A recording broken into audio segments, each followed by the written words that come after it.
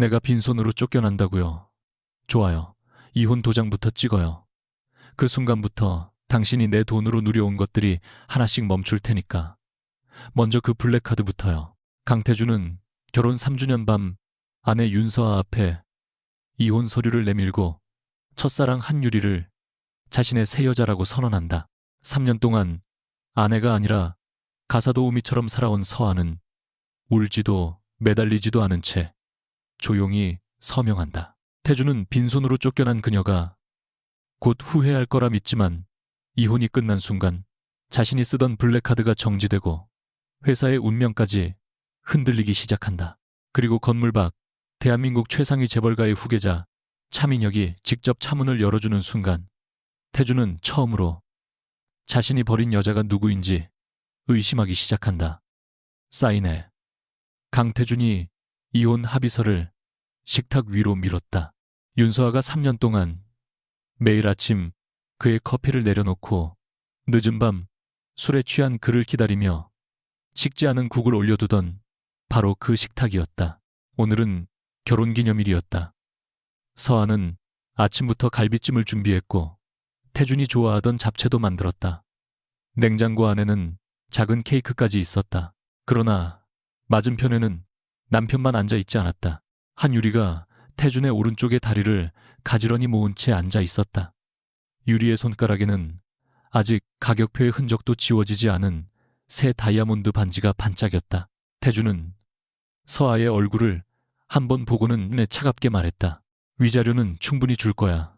네가 결혼 전에 가진 게 없었다는 것도 감안했어.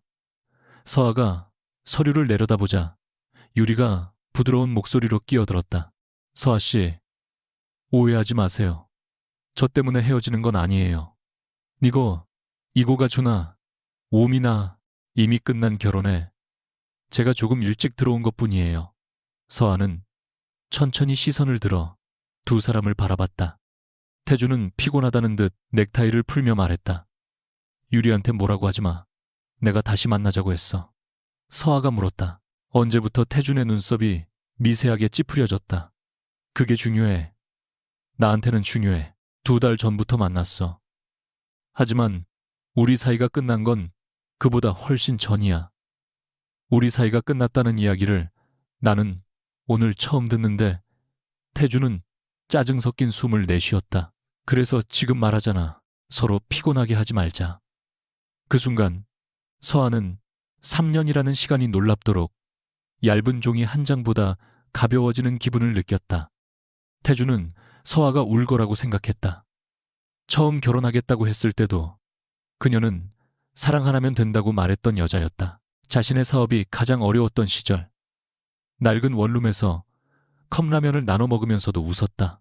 회사가 살아나고 집이 커지고 차가 바뀌어도 서아는 명품을 요구한 적이 없었다. 오히려 태준의 어머니가 갑자기 집에 들이닥쳐 냉장고 정리를 시켜도 묵묵히 따랐고 친척들이 모인 날 며느리가 손님보다 늦게 앉는 건 보기 좋지 않다며 하루 종일 음식을 하게 해도 불평하지 않았다.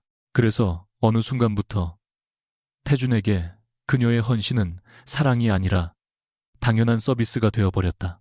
그는 서아가 자신 없이는 아무것도 할 수 없다고 믿었다. 집은 이번 주 안으로 비워줘.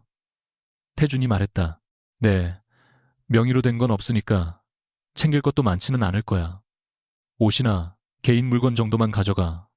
유리가 주변을 둘러보며 조심스럽게 덧붙였다. 그리고 드레스룸 안에 있는 보석들은 확인이 필요할 것 같아요. 태준 씨가 사준 거라면 재산 정리 문제도 있으니까. 서아가 유리를 바라봤다. 내 보석을 확인하겠다고요. 유리가 잠시 당황했지만 곧 웃었다. 괜한 오해를 피하자는 거죠. 태준이 말을 끊었다. 유리가 틀린 말 한 거 아니야. 서아야, 괜히 감정적으로 나오지 마. 그 말을 듣는 순간 서아의 입가에 아주 희미한 웃음이 번졌다.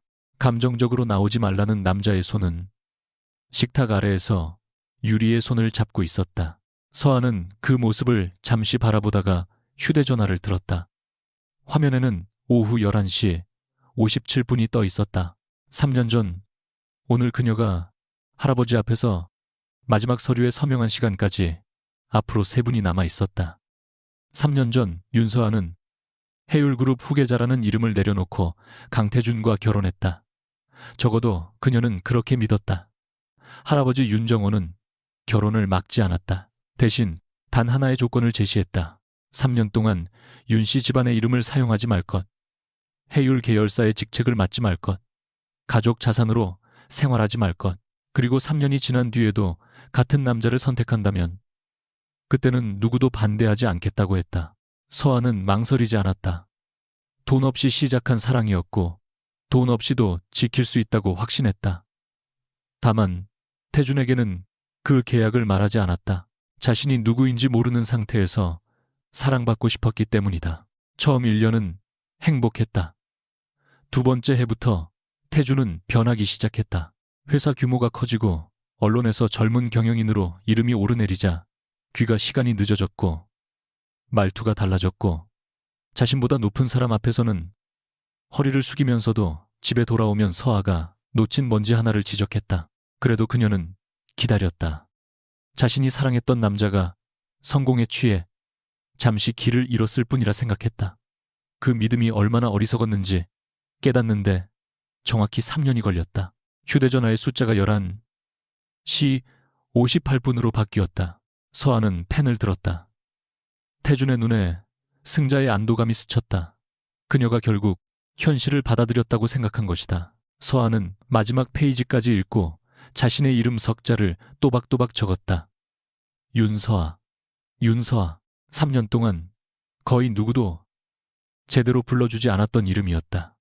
이렇게 쉽게 사인한다고 태준이 의심스러운 얼굴로 물었다. 서아는 펜을 내려놓았다. 어렵게 해야 할 이유가 있어. 처음엔 절대 이혼 못한다고 나올 줄 알았지. 나도 그런 줄 알았어. 그녀의 담담한 대답에 태준이 미간을 좁혔다. 서아는 왼손에 결혼 반지를 빼 식탁 위에 놓았다. 태준이 몇 초 동안 그 반지를 바라보았다. 비싸지 않은 반지였다. 회사가 제대로 자리 잡기도 전에 태준이 무리해서 샀던 것이었다. 당시 그는 그 반지를 서아 손가락에 끼워주며 자신이 성공하면 세상에서 제일 비싼 것으로 바꿔주겠다고 했다. 정작 성공한 뒤 그는 약속을 잊었다. 서아는 잊지 않았다. 그래서 비싼 보석보다 그 반지를 오래 끼고 있었다. 유리는 마치 기다렸다는 듯 자리에서 일어나 거실 한쪽에 놓인 명품 가방들을 바라봤다. 저것들도 정리해야겠네요. 서아가 말했다. 전부 두고 갈게요. 유리의 눈이 빛났다. 정말요. 내가 산 게 아니니까. 태준이 피식 웃었다. 그래. 그 정도 양심은 있네. 그 가방들 중 절반은 태준의 어머니가 며느리 체면 때문에 사라고 강요한 것이었고 결제 계좌는 태준이 자신의 개인 자산이라고 믿는 패밀리 오피스 계정이었다. 하지만 그것을 지금 설명할 이유는 없었다. 서아가 가져가려는 것은 드레스룸 가장 아래 서랍에 놓인 낡은 은색 손목시계 하나뿐이었다. 태준이 원룸에서 살던 시절 처음으로 본 큰돈이라며 선물한 값싼 시계. 이상하게도 이 집에서 정말 그의 돈으로 산 물건을 고르자 그것 하나밖에 남지 않았다. 그럼 오후 11시 59분 현관 쪽에서 인기척이 났다. 이 집을 관리해온 이경숙 실장이 조용히 거실로 들어왔다. 태준은 그녀를 집안일을 관리하는 직원 정도로 알고 있었지만 경숙은 원래 윤정호 회장의 사람으로 서아가 결혼하던 날부터 주변을 지켜온 몇 안 되는 사람이었다. 서아가 작은 캐리어를 끌고 나오자 경숙은 무의식적으로 허리를 깊게 숙였다. 아가씨 짐은 제가... 그 말이 끝나기도 전에 서아가 눈빛으로 막았다. 경숙은 즉시 고개를 숙이며 표현을 바꿨다. 제가 들어드릴까요, 사모님? 태준은 이미 유리의 코트를 챙기느라 듣지 못했지만 유리는 고개를 돌렸다. 방금 아가씨라고 하지 않았어요. 경숙의 얼굴이 굳었다. 서아가 먼저 답했다. 오래 일한 분이라 가끔 예전 습관이 나와요. 예전 습관. 유리가 다시 묻자 태준이 귀찮다는 듯 말했다. 가사 도우미 호칭 가지고 뭘 그렇게 따져. 이제 갈 사람이잖아. 경숙의 손끝이 떨렸다. 3년 동안 수도 없이 참았던 말이 목구멍까지 올라왔지만 서아는 고개를 아주 작게 저었다. 오늘은 누군가 대신 싸워줄 필요가 없는 날이었다. 서아는 캐리어 손잡이를 잡으며 태준에게 말했다. 계약서에 적힌 개인 물건 말고는 아무것도 손대지 않았어. 비밀번호도 그대로야. 태준은 코웃음을 쳤다. 앞으로 네가 살 곳이나 걱정해. 위자료 입금되면 작은 전셋집 정도는 알아볼 수 있을 거야. 유리가 팔짱을 끼며 말했다. 요즘 서울 집값 비싼데 그래도 태준 씨가 정말 많이 배려한 거예요. 그 말을 듣던 서아가 손목 시계를 확인했다. 자정까지 10초가 남아 있었다. 태준은 현관에서 신발을 신으며 마지막까지 자신이 우위에 서 있다는 표정을 숨기지 않았다. 그리고 내일 회사 쪽으로 연락하지 마. 비서실에도 말해뒀어. 사적인 문제 때문에 중요한 시기에 방해받고 싶지 않아. 서아가 물었다. 중요한 시기. 태준이 웃었다. 다음 주 이사회가 있어. 최대 주주 측에서도 이번 인사에는 반대하지 않을 거야. 사실상 회장 취임 절차만 남았지. 그의 목소리에는 숨길 수 없는 자부심이 있었다. 30대 후반에 진성 라이프 스타일에 회장 자리에 오르는 것, 가난했던 아버지의 실패를 지우고 자신을 비웃었던 사람들에게 증명하는 것. 그것은 오래전부터 태준이 살아온 이유였다. 유리는 그의 팔에 자연스럽게 손을 얹으며 말했다. 그러니까 이제 회장님 곁에는 격에 맞는 사람이 있어야죠. 서아의 시선이 두 사람의 맞잡은 손에 잠시 머물렀다. 그때 휴대전화 화면의 날짜가 바뀌었다. 자정이었다. 동시에 짧은 진동이 울렸다. 발신자는 저장되어 있지 않았지만 번호를 보는 순간 서아는 누구인지 알았다. 메시지는 단 한 줄이었다. 상속 제한이 해제되었습니다. 윤서아 이사님의 모든 권한을 원상 복구합니다. 서아는 화면을 껐다. 심장이 요란하게 뛰지 않았다. 오히려 이상할 정도로 고요했다. 3년 동안 기다렸던 순간이었지만 기쁘지도 않았다. 그저 오래 잠겨있던 문 하나가 열리는 소리가 마음속에서 들리는 것 같았다. 난 각 하나는 그녀는 태준을 바라보며 마지막으로 물었다. 강태준, 정말 후회하지 않을 자신 있어. 태준은 대답을 망설이지 않았다. 내가 후회할 일은 없어. 오히려 너야. 오늘 이 문 나가면 네가 잃은 게 얼마나 큰지 알게 될 거야. 두 사람은 함께 엘리베이터를 타고 지하 주차장으로 내려갔다. 서아도 몇 걸음 뒤에서 따라갔다. 경숙이 캐리어를 들어주려 했지만 그녀는 직접 끌었다. 태준은 전용 주차구역에 세워둔 검은 세단 앞으로 가다가 유리가 갑자기 그의 팔을 잡아 쇼핑몰 앱 화면을 보여주자 걸음을 멈췄다. 자기야, 아까 말한 목걸이 오늘까지만 예약 가능하대. 이혼, 기념 선물로 사주면 안 돼. 장난스럽게 웃는 유리에게 태준은 별 고민 없이 지갑을 꺼냈다. 그래, 이 정도 일 정리했는데 선물 하나 못 사줄까? 그는 검은색 카드를 꺼내 휴대전화 결제창에 정보를 입력했다. 몇 초 후 뒤 짧은 오류음이 울렸다. 결제 거절. 태준의 얼굴이 굳었다. 다시 시도했다. 같은 메시지가 떴다. 이상하네. 유리가 웃음을 거두었다. 한도 초과. 아니야 말이 돼. 이 카드 한도 없는 거나 마찬가지야. 그는 이번에는 주차장 출구 쪽 무인 정산기에 프리미엄 서비스 결제를 시도했다. 또 거절됐다. 순간 휴대전화가 울렸다. 자산관리 담당자로 저장된 번호였다. 태준이 전화를 받자마자 날카롭게 말했다. 카드가 왜 막혔습니까? 상대방의 설명을 듣던 그의 얼굴이 서서히 달라졌다. 무슨 소리예요? 가족 자격이 종료됐다고요. 누구 가족 자격? 몇 초의 침묵 뒤 그의 시선이 천천히 서아에게 향했다. 상담원의 말을 믿을 수 없다는 듯 다시 물었다. 그 계정이 내 개인 계정이 아니었다고요. 서아는 멀지 않은 곳에 서 있었다. 태준은 전화를 끊지도 않은 채 그녀에게 성큼성큼 다가왔다. 너 뭐 했어? 서아가 눈썹을 살짝 올렸다. 뭘 내 카드야. 네가 막았어. 내가 은행 직원도 아닌데 어떻게 막아? 장난하지 마.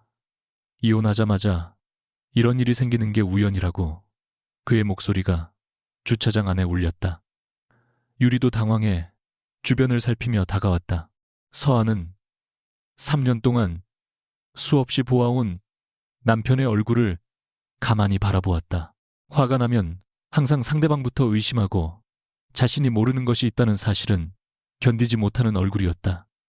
서아가 조용히 말했다. 그 카드는 당신 명의로 발급됐지만 결제 계정은 별도 자산관리 계정이었어. 그래서 배우자에게 제공되는 가족 서비스였고 태준의 입술이 굳었다. 누구 배우자 서아는 대답하지 않고 캐리어를 끌었다. 태준이 손목을 잡으려 하자 서아는 한 걸음 물러나 그의 손을 피했다. 이제 남이야. 함부로 만지지 마. 너무 차분한 목소리였기에 오히려 태준은 잠시 말을 잃었다. 서아는 그를 똑바로 바라보며 말했다. 당신이 쓰던 카드부터 당신 회사의 회장 자리까지 원래 당신 것이었던 건 하나도 없어요. 태준의 눈동자가 흔들렸다. 유리가 어이없다는 듯 웃었다. 서아 씨 이혼했다고 충격받은 건 이해하는데 그런 허세까지 부릴 필요는 없잖아요. 하지만 서아는 유리를 보지도 않았다. 이미 그들의 세계에서 마음을 거둔 사람처럼 돌아섰다. 그 순간 주차장 반대편에서 검은 세단 한 대가 천천히 움직여왔다. 같은 검은색인데도 태준의 차와는 분위기가 달랐다. 번호판에 이어진 5개의 같은 숫자를 발견한 순간 태준의 표정이 미묘하게 변했다. 재계 행사에 몇 번 참석한 사람이라면 알 수 있었다. 저 번호는 돈만 낸다고 쉽게 가질 수 있는 것이 아니었다. 차가 서아 앞에 정확히 멈췄다. 운전석 옆문이 아니라 뒷좌석 문이 먼저 열릴 거라고 예상했던 태준의 생각과 달리 뒤쪽 차량에서 수행원이 내려 대기하는 동안 세단의 반대쪽 문이 열렸다. 그리고 긴 검은 코트를 입은 남자가 직접 걸어 나왔다. 차민혁, 성림그룹 후계자이자 몇 년 전부터 그룹 핵심 사업을 실질적으로 이끌고 있다는 남자였다. 태준은 경제지표지에서 그의 얼굴을 여러 번 봤고 단 한 차례 재계 포럼에서 인사를 건넨 적도 있었다. 그때 민혁은 태준의 이름조차 기억하지 못했다. 그런 남자가 지금 한밤중 지하 주차장에서 서아를 향해 걸어오고 있었다. 태준의 목이 말라왔다. 민혁은 그와 유리를 지나치는 동안 눈길조차 주지 않았다. 오직 서아 앞에 멈춰 그녀가 들고 있는 작은 캐리어를 바라봤다. 이게 전부야. 서아가 고개를 끄덕였다. 응. 민혁의 턱이 아주 미세하게 굳었다. 3년을 살고 나온 사람의 짐이 겨우 캐리어 하나라는 사실이 마음에 들지 않는 얼굴이었다. 그러나 그는 아무것도 묻지 않고 손잡이를 받아 수행원에게 넘겼다. 태준이 결국 참지 못하고 입을 열었다. 차민혁 부회장님. 그제야 민혁이 천천히 고개를 돌렸다. 누구시죠? 짧은 한마디에 태준의 얼굴이 붉어졌다. 그러나 그는 애써 웃으며 말했다. 진성라이프스타일 강태준입니다. 지난번 대한경영포럼에서 인사드렸습니다. 민혁은 몇 초 생각하는 듯하다가 무표정하게 답했다. 기억이 안 나는군요. 유리가 슬쩍 태준의 팔을 잡았다. 태준은 서아를 향해 물었다. 네가 차 부회장님을 어떻게 알아? 서아가 대답하기 전에 민혁이 차량 뒤편에서 검은 우산을 꺼냈다. 주차장인데도 우산을 준비한 이유를 태준은 이해하지 못했다. 건물 바깥에는 늦은 밤 비가 내리고 있었다. 민혁은 마치 아주 오래전부터 해온 일처럼 자연스럽게 서아의 어깨 쪽으로 우산을 기울였다. 밖에 비와 감기 걸리면 할아버지가 또 내 탓이라고 하실 거야. 할아버지. 너무 친밀한 단어였다. 태준의 표정이 굳었다. 서아는 짧게 한숨을 내쉬었다. 그분은 여전히 남 탓부터 하시네. 민혁의 입가에 처음으로 희미한 웃음이 생겼다. 3년 동안 한 번도 안 바뀌셨어. 태준이 두 사람 사이를 번갈아 보았다. 3년. 그 숫자가 이상하게 귀에 걸렸다. 오늘 자신의 결혼이 끝난 정확한 기간과 같았다. 민혁은 뒷좌석 문을 직접 열었다. 태준은 그제야 자신이 보고 있는 장면이 믿기지 않았다. 대한민국에서도 손꼽히는 재벌가 후계자가 기사나 수행원에게 맡기지 않고 한 여자의 차문을 열어주고 있었다. 유리 역시 얼굴에서 웃음기가 완전히 사라졌다. 서아는 곧바로 타지 않았다. 잠시 비 내리는 출구 쪽을 바라보다 민혁에게 물었다. 회사에 사람 남아있어 본사 말하는 거야. 응. 비서실하고 투자 전략실은 대기 중이야. 회장님도 기다리시는 것 같고. 서아는 잠시 침묵했다. 민혁은 그녀가 당연히 집으로 갈 거라 생각했다. 3년짜리 결혼을 끝낸 밤이었다. 울고 싶다면 울어도 되고 아무 말 없이 잠들어도 되는 날이었다. 그래서 그는 낮은 목소리로 물었다. 이제 집에 갈래? 서아는 눈을 감았다가 천천히 떴다. 집이라는 말에 순간 오래된 한남동 저택이 떠올랐다. 3년 전 자신이 사랑을 증명하겠다며 등을 돌렸던 곳. 그러나 지금 그곳으로 곧장 돌아가면 또 누군가의 보호 아래 숨는 것 같았다. 윤정호의 손녀로 도망치는 것도 차민혁의 뒤에 서는 것도 싫었다. 그녀는 고개를 저었다. 아니, 그리고 한 번도 강태준 앞에서 보여준 적 없는 단단한 눈빛으로 말했다. 먼저 회사로 갈 거야. 태준은 그 말을 듣는 순간 자신도 모르게 앞으로 한 걸음 나왔다. 무슨 회사. 서아가 차에 타려다 멈췄다. 뒤를 돌아본 그녀의 얼굴에는 분노도 미련도 없었다.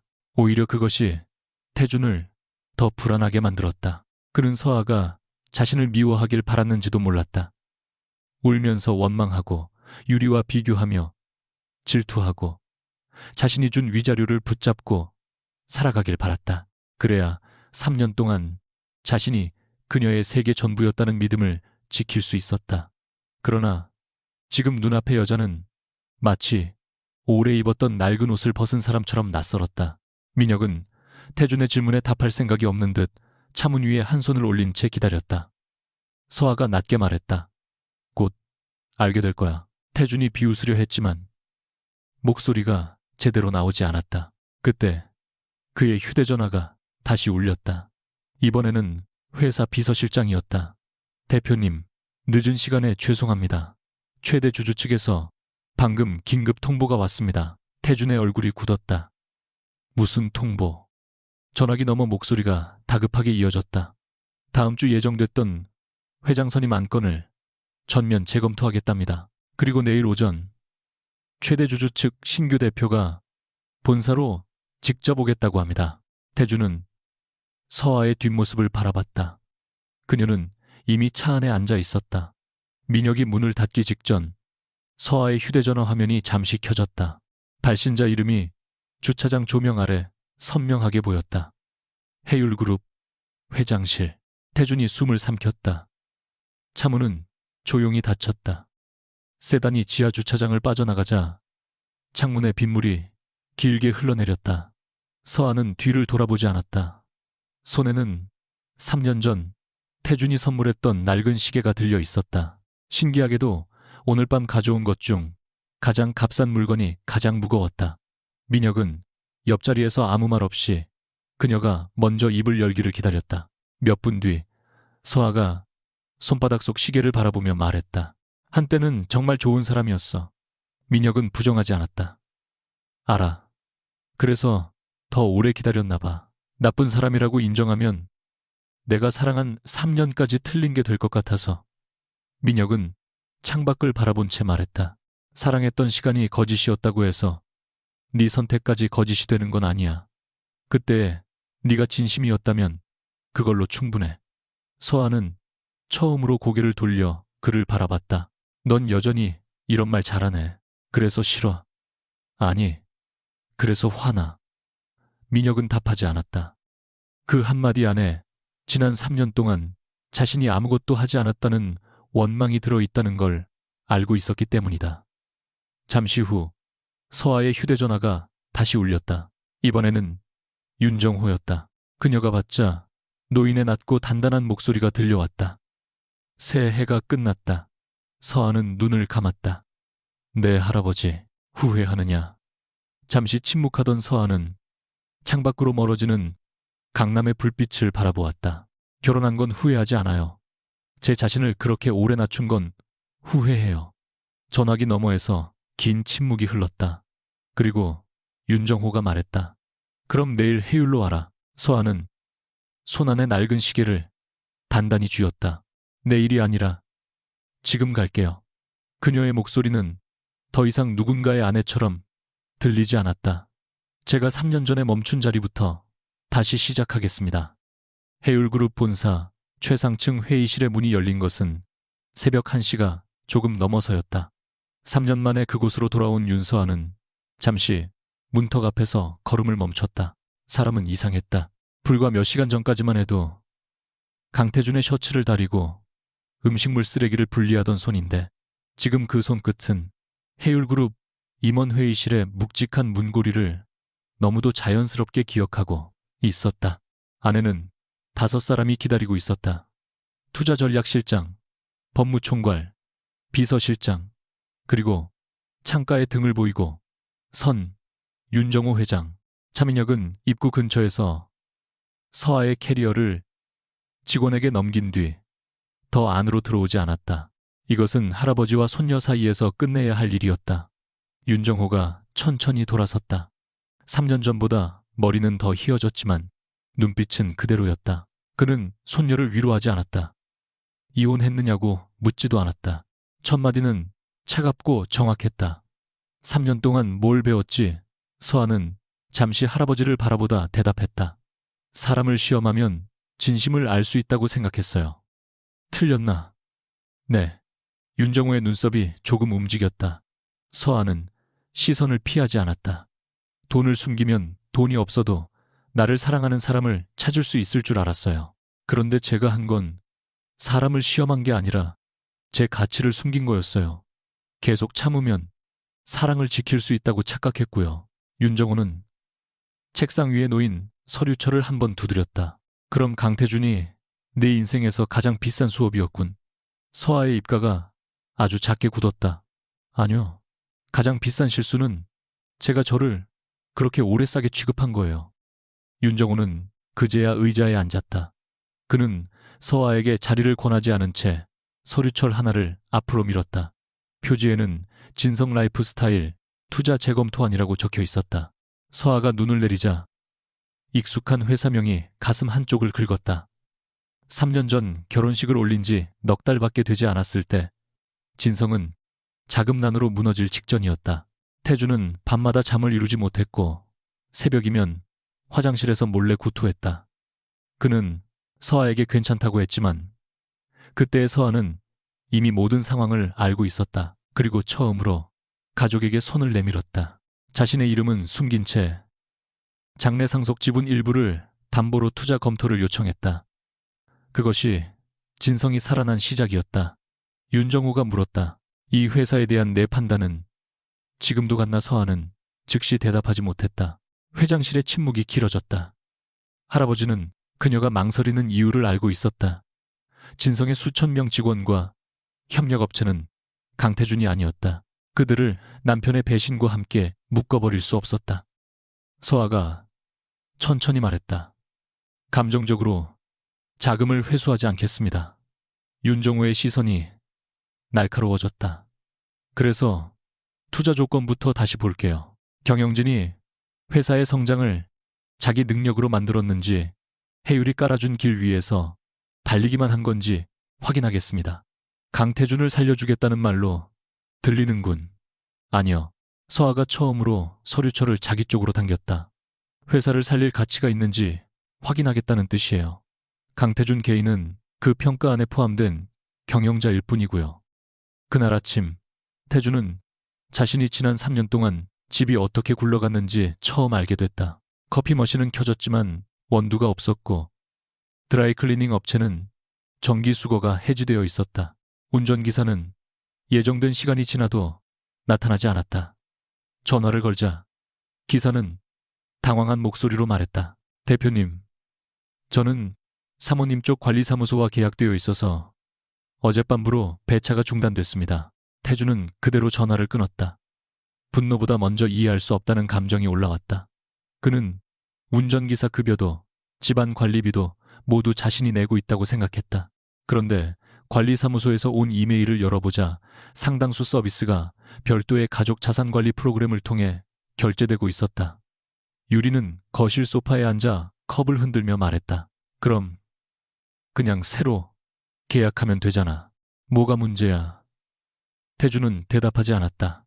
냉장고 문에는 오늘 예정된 건강검진 일정, 어머니 생일 선물 배송일 다음 주 이사회 전 참석해야 할 비공개 만찬 일정까지 정리되어 있었다. 서아의 글씨였다. 태주는 그 메모들을 하나씩 떼어냈다. 그런데 마지막 장을 떼다가 손이 멈췄다. 다음 주 회장 선임 안건에 필요한 의결권 위임 최종 확인. 오전 10시 그가 비서실에도 제대로 공유하지 않았던 일정이었다. 태주는 얼굴을 굳혔다. 서아가 이걸 어떻게 알았지? 유리가 시큰둥하게 말했다. 당신 비서 메일이라도 본 거 아니야? 그 말에 태준의 눈빛이 차갑게 변했다. 그는 서아가 자기 뒤에서 무엇을 하고 있었는지 알지 못한다는 사실 자체가 견딜 수 없었다. 오전 8시 해율그룹에는 이미 소문이 퍼져 있었다. 3년 전 갑자기 모든 직책을 내려놓고 사라졌던 윤정호 회장의 손녀가 돌아왔다는 이야기였다. 그러나 서아는 최상층 집무실 대신 투자전략실의 작은 회의실로 향했다. 명패도 요구하지 않았다. 비서실장이 조심스럽게 이사님 전용 집무실을 준비했습니다. 라고 알렸지만 서아는 고개를 저었다. 제가 비워둔 3년 동안 누군가는 그 자리를 대신 지켰잖아요. 첫날부터 방부터 되찾는 사람처럼 보이고 싶지 않아요. 그녀는 직원들이 올린 진성 자료를 펼쳤다. 숫자는 익숙했지만 감각은 무렸다. 예전에는 몇 장만 넘겨도 자금 흐름의 이상한 부분을 찾아냈지만 지금은 같은 표를 2번씩 읽어야 했다. 그 사실이 그녀를 불편하게 했다. 3년 동안 서아는 능력을 잃은 것이 아니었다. 그러나 사용하지 않는 칼은 아무리 좋은 칼이어도 처음엔 무뎌져 있는 법이었다. 그녀가 손끝으로 관자놀이를 누르고 있을 때 문이 열렸다. 민혁이 커피 2잔을 들고 들어왔다. 서아가 눈을 들었다. 언제부터 부회장이 커피 배달까지 했어. 누가 3년 동안 하던 일이라 익숙할 줄 알았는데. 서아의 표정이 순간 굳자 민혁이 컵을 내려놓으며 덧붙였다. 미안. 농담이 나빴어. 서아는 그 사과를 듣고도 바로 풀리지 않았다. 맞는 말이긴 하지. 민혁이 맞은편에 앉았다. 그래도 오늘 당장 완벽하게 돌아오려고 하지 마. 서아는 서류에서 눈을 떼지 않았다. 할아버지 손녀라서 봐주겠다는 말이면 싫어. 반대야. 할아버지 손녀니까 더 엄격하게 볼 거야. 그제야 서아가 고개를 들었다. 민혁은 태연하게 그녀 앞으로 재무자료 한 장을 밀었다. 여기 네가 방금 놓친 거 있어. 서아의 눈빛이 바로 날카로워졌다. 진성의 영업이익은 상승했지만 신규 매장 확장 속도에 비해 실제 현금 흐름은 불안정했다. 특히 태준 취임 이후 시작된 고급 브랜드 사업이 외형 성장을 만들었지만 그 과정에서 해율 측 지급 보증에 과도하게 의존하고 있었다. 서아는 몇 줄을 따라가다가 손가락을 멈췄다. 이 비율 누가 승인했어? 민혁이 말했다. 당시 투자심사위원회. 내 요청이 들어간 직후였지. 내가 요청한 건 초기 투자였어. 이후 보증 연장은 승인한 적 없어. 민혁은 잠시 침묵하다 다른 서류를 넘겼다. 승인란에는 낯선 내부 코드가 찍혀 있었다. HYL 27. 서아는 그것을 보는 순간 기억이 돌아왔다.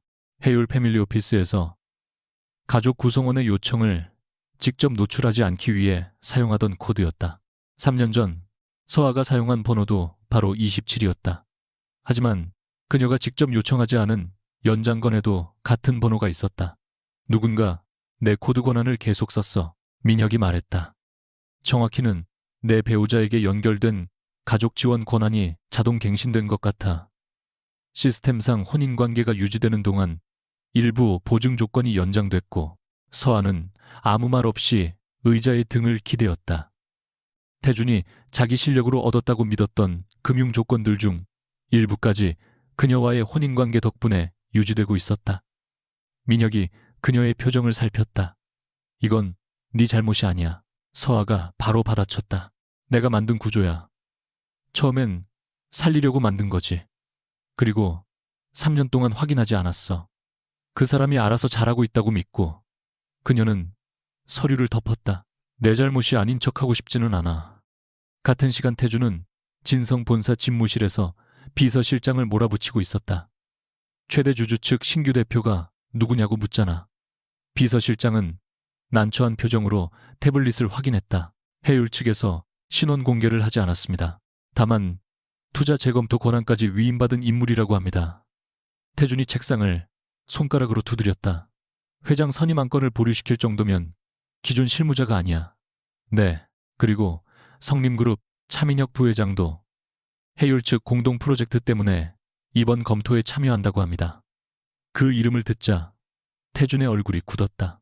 전날 밤 지하 주차장에서 서하의 차문을 열어주던 민혁의 모습이 떠올랐다. 태준은 무심한 척 물었다. 차 부회장과 윤서아가 무슨 관계인지 알아봐. 비서실장이 눈을 들었다. 대표님 사적인 회사에 영향이 있을 수 있으니까 알아보라는 거야. 목소리가 높아지자 비서실장은 더 묻지 않았다. 태준은 창밖을 바라봤다. 자신이 질투한다고 생각하고 싶지 않았다. 이혼은 자신이 원했다. 서아를 버린 것도 자신이었다. 그런데 아무것도 없을 줄 알았던 여자가 차민혁 같은 남자와 함께 사라졌다는 사실이 자꾸만 신경을 긁었다. 더 기분 나쁜 것은 카드와 각종 서비스가 끊긴 일이었다. 그것은 마치 자신이 가진 세계 어딘가에 서아의 이름이 박혀 있었다는 뜻처럼 느껴졌다. 태주는 갑자기 비서를 불러 물었다. 3년 전 해율이 처음 투자했을 때 담당자 기록 남아있지? 찾아보겠습니다. 전부 가져와. 투자 심사부터 보증계약까지 하나도 빼지 말고. 점심 무렵 유리는 태준의 사무실에 고급 도시락을 들고 나타났다. 이혼 사실을 이미 주변 지인 몇 명에게 흘린 뒤였다. 그녀는 자신의 자리가 거의 확정됐다고 생각했다. 언제 기사 내 유리가 자연스럽게 묻자 태준이 서류에서 눈을 떼었다. 무슨 기사?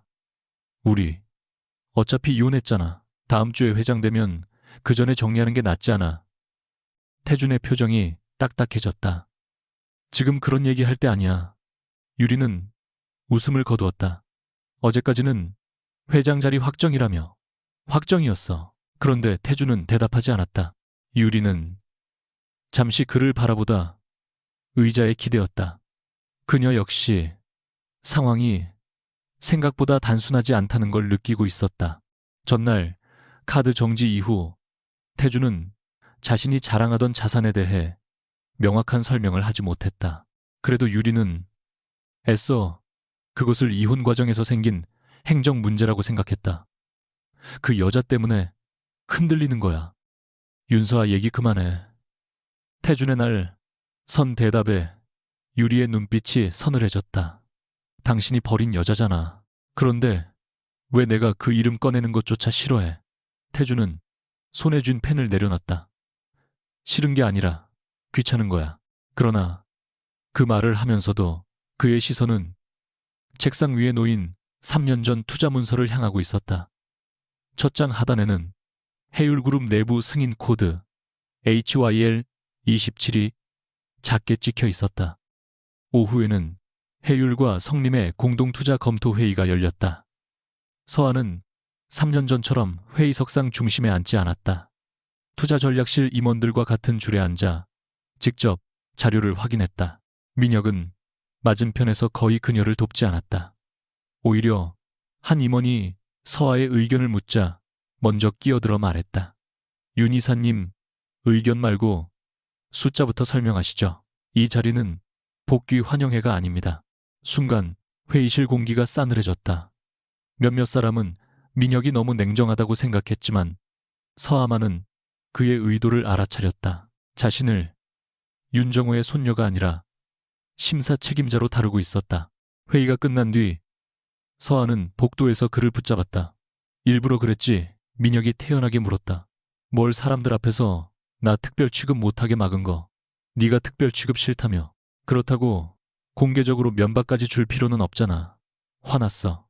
서아가 몇 초 그를 노려보다 결국 짧게 웃었다. 3년 동안 누구도 그녀에게 이렇게 말하지 않았다. 태준의 집에서는 늘 부족한 아내였고 해율에서는 돌아오기만 하면 모든 걸 다시 가질 수 있는 손녀였다. 민영만이 그녀를 그 둘 어디에도 넣지 않았다. 조금, 그럼 잘 됐네. 화낼 힘은 남아있다는 거니까. 그럼 제거라. 그럼 서아는 웃음을 지으며 물었다. 미녀가, 3년 동안 내가 어떻게 사는지 얼마나 알고 있었어. 민혁의 표정에서 처음으로 여유가 사라졌다. 그는 바로 대답하지 않았다. 서아는 그 침묵에서 이미 일부 답을 읽었다. 나중에 말하자. 민혁이 낮게 말했다. 서아는 눈을 가늘게 떴다. 그 말 싫어하는 거 알지 알아. 그런데 또 하네. 지금 말하면 네가 진성 검토를 감정으로 할 것 같아서.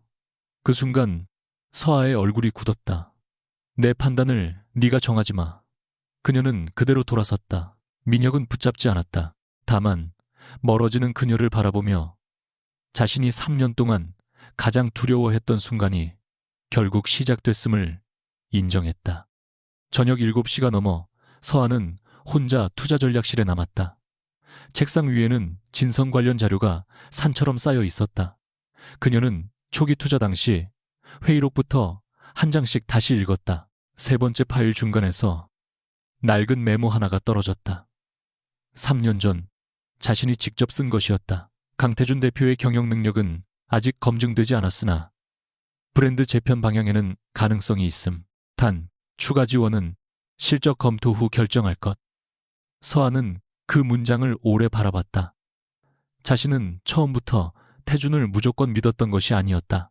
사업가로서는 냉정하게 보려고 했다. 그런데 결혼 생활이 길어질수록 그 원칙을 스스로 무너뜨렸다. 사랑하는 사람에게 기회를 준 것이 아니라 사랑한다는 이유로 실패의 비용을 보이지 않게 대신 지불해온 것이다. 그때 비서가 문을 두드리고 들어왔다. 이사님 진성 측에서 내일 오전 면담 요청이 왔습니다. 서아가 고개를 들었다. 누가 옵니까? 강태준 대표가 직접 오겠다고 합니다. 잠시 침묵이 흘렀다. 비서는 서아의 얼굴을 살폈지만 그녀는 아무 감정도 드러내지 않았다. 받아주세요. 회장실에서 만나실까요? 아니요. 투자심사실. 서아는 서류를 정리하며 말했다. 내일 그 사람은 전 남편을 만나러 오는 게 아니니까. 비서가 나간 뒤 서아는 마지막 파일을 펼쳤다. 그 안에는 해율의 최초 투자 승인 문서가 있었다. 승인자 이름은 지워져 있었지만 코드만은 남아 있었다. HYL 27. 바로 그 순간 진성 본사에서도 태준이 동일한 문서를 바라보고 있었다. 그는 전화기를 들고 전 재무담당 임원에게 물었다. 이 코드 주인이 누굽니까? 전화기 너머에서 한참 침묵하던 남자가 낮게 답했다. 대표님도 모르셨습니까? 당시 해율이 진성에 들어온 건 그 코드 소유자의 특별 요청 때문이었습니다.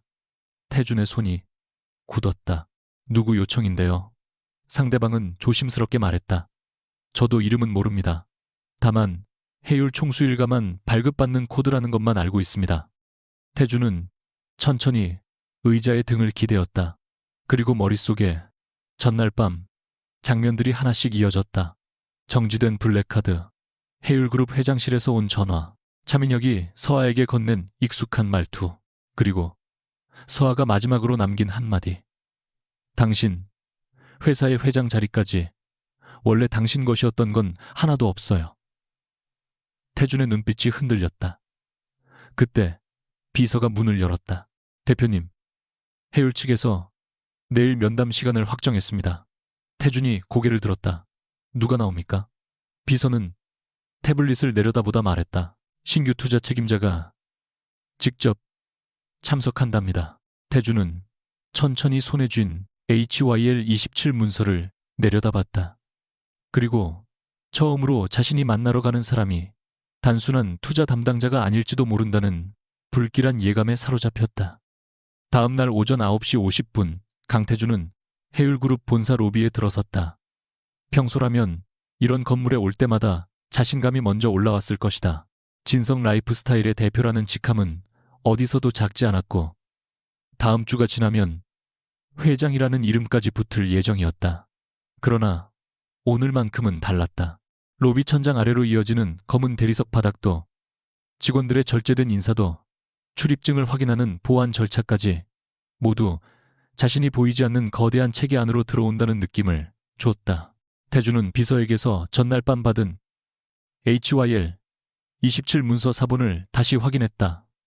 해율 총수 일가의 특별 승인 코드, 진성을 살린 최초 투자, 자신조차 몰랐던 가족 지원 계정, 그리고 윤서아, 그 이름을 떠올리는 순간 태주는 입술을 굳게 다물었다. 말이 되지 않는다고 수십 번 생각했다.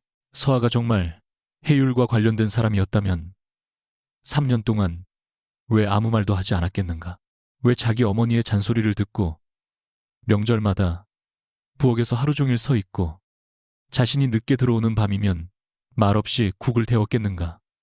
무엇보다 왜 그 정도의 배경을 가진 여자가 자신과 결혼했겠는가? 태주는 마지막 질문에 닿을 때마다 불쾌해졌다. 그것은 자신이 선택받은 이유를 설명할 수 없다는 뜻이었기 때문이다. 안내 직원이 다가와 정중히 말했다.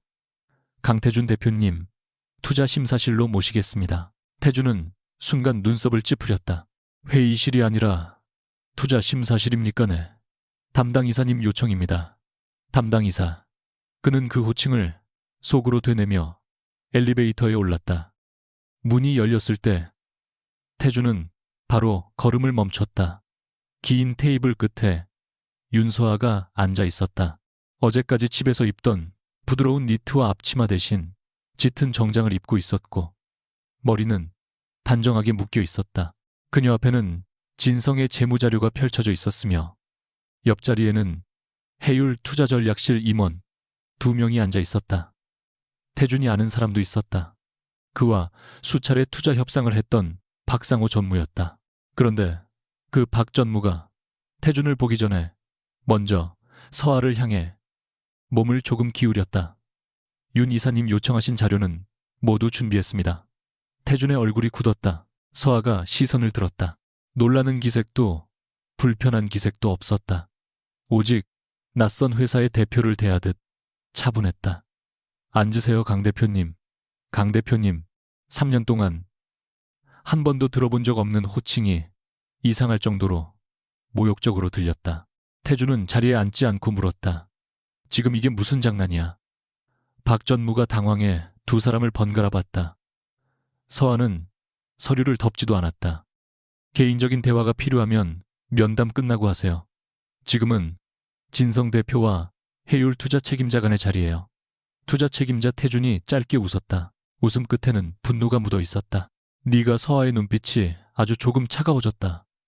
말투, 조심하세요. 이 자리에선 당신 아내가 아니니까. 그 한마디가 태준의 자존심을 정확히 찔렀다. 그는 결국 의자를 당겨 앉았다. 그러나 시선은 단 한 번도 서아에게서 떨어지지 않았다.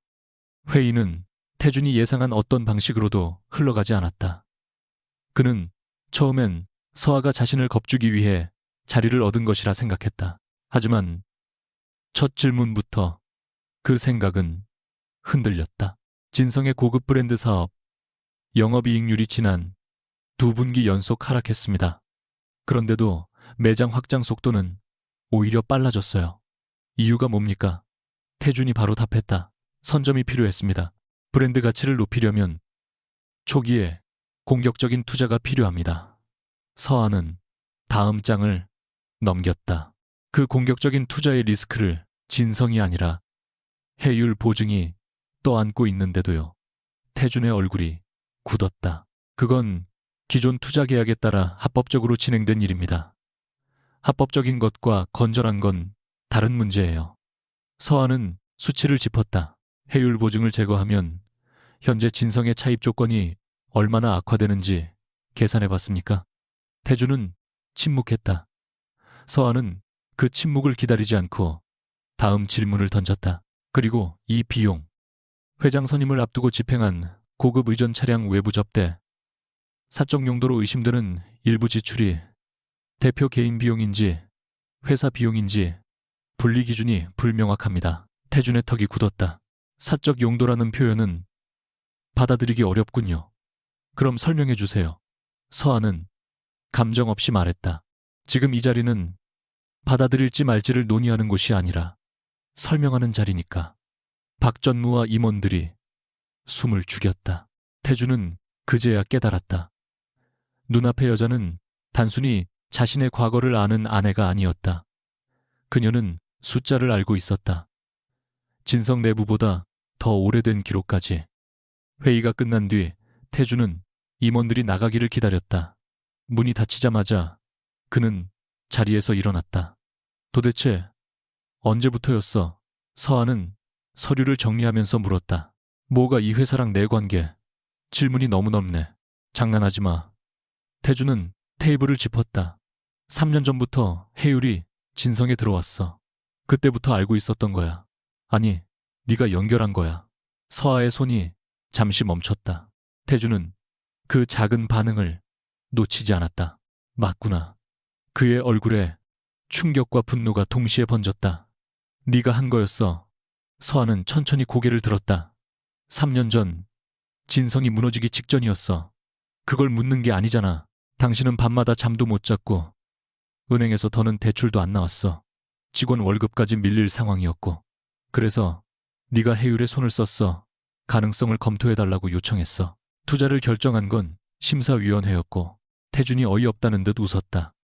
그럼 내가 지금까지 이룬 게 전부 내 덕이라는 거야. 서아의 눈빛이 변했다. 그녀가 가장 듣고 싶지 않았던 말이었다. 그런 말 한 적 없어. 같이, 가르가, 같이. 어제는 카드도 내게 아니라고 했지. 오늘은 회사까지 네가 살렸다고 하고 결국 하고 싶은 말이 그거잖아.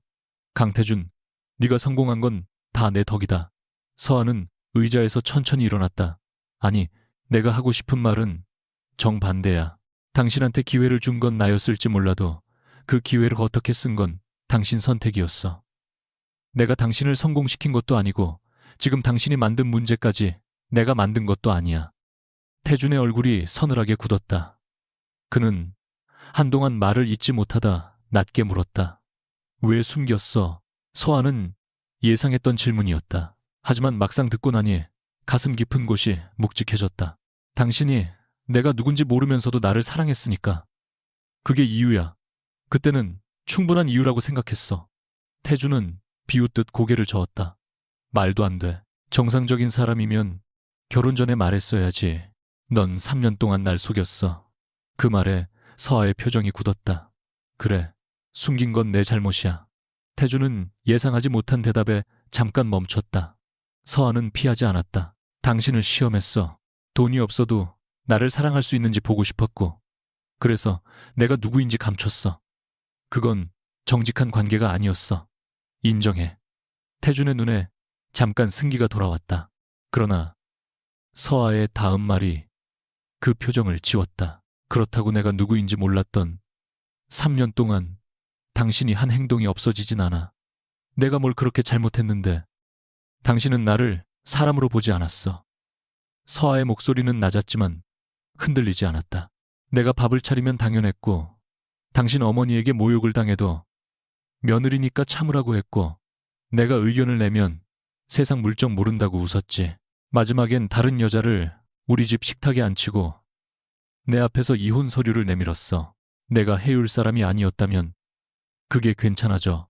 태준은 아무 말도 하지 못했다. 서아가 한 걸음 가까이 다가갔다.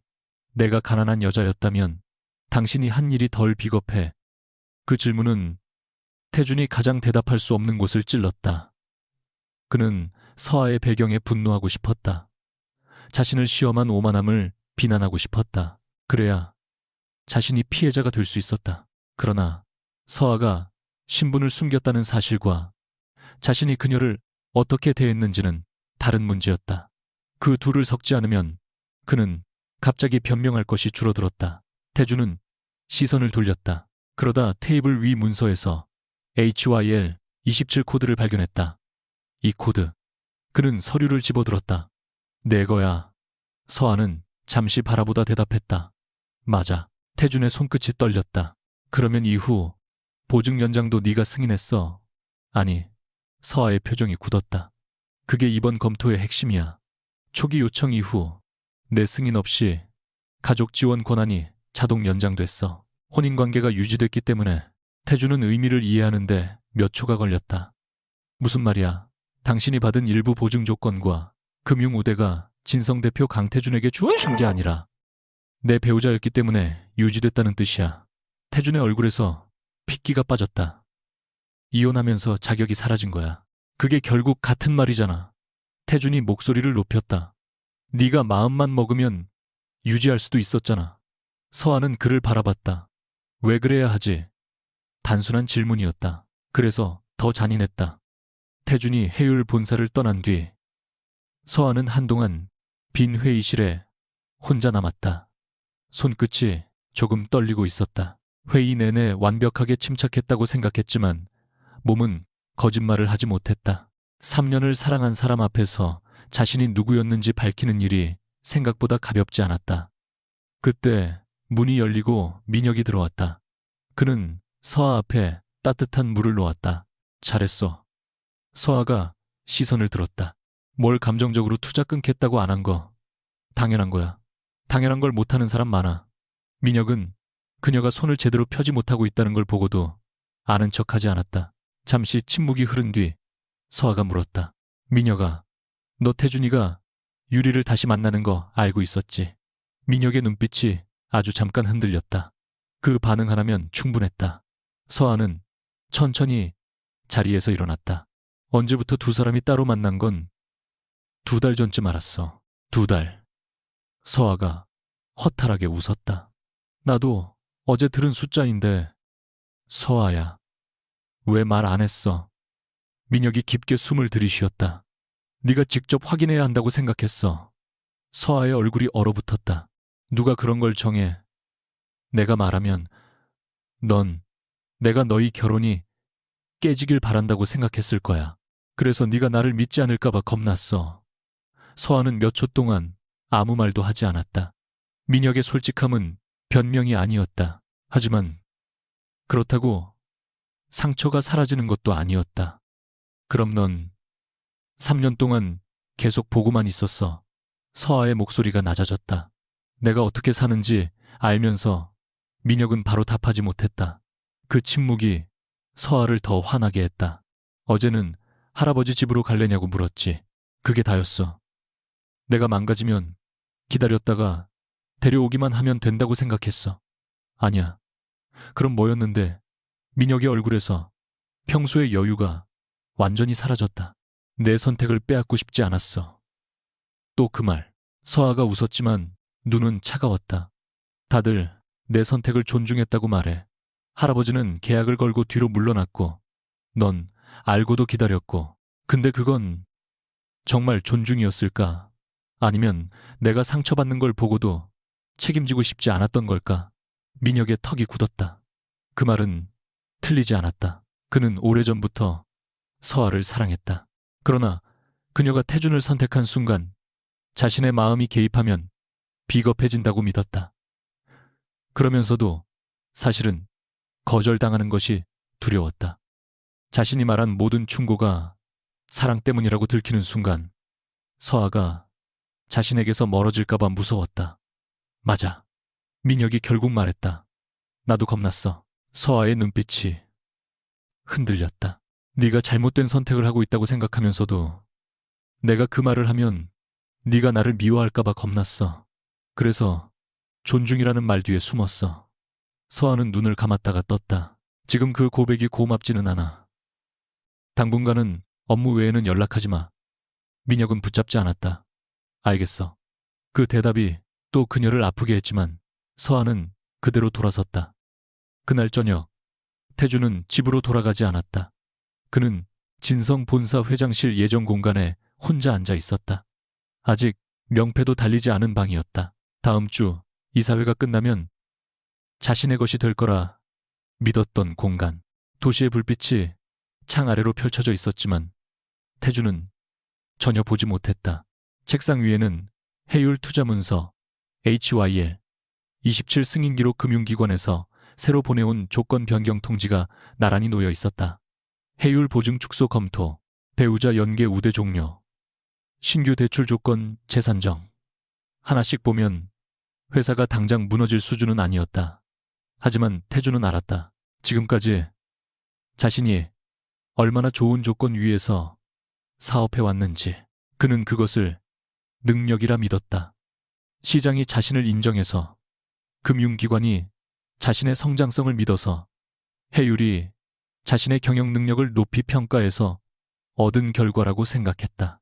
그런데 그 출발점 어딘가에는 윤서아가 있었다. 그는 그 사실이 미치도록 싫었다. 휴대전화가 울렸다. 유리였다. 태주는 받지 않았다. 대신 3년 전 사진을 찾았다. 낡은 원룸에서 서아가 컵라면 2개를 들고 웃고 있었다. 그때의 자신은 아무것도 없었고 그녀는 그런 자신을 사랑했다. 갑자기 이상한 생각이 들었다. 만약 그때 서아가 해율의 후계자라는 걸 알았다면 자신은 똑같이 사랑했을까? 태주는 답을 찾지 못했다. 다음 날 아침, 해율 투자 전략실에는 긴급 보고서 하나가 도착했다. 서아는 밤새 거의 잠을 자지 못한 얼굴로 파일을 받아들었다.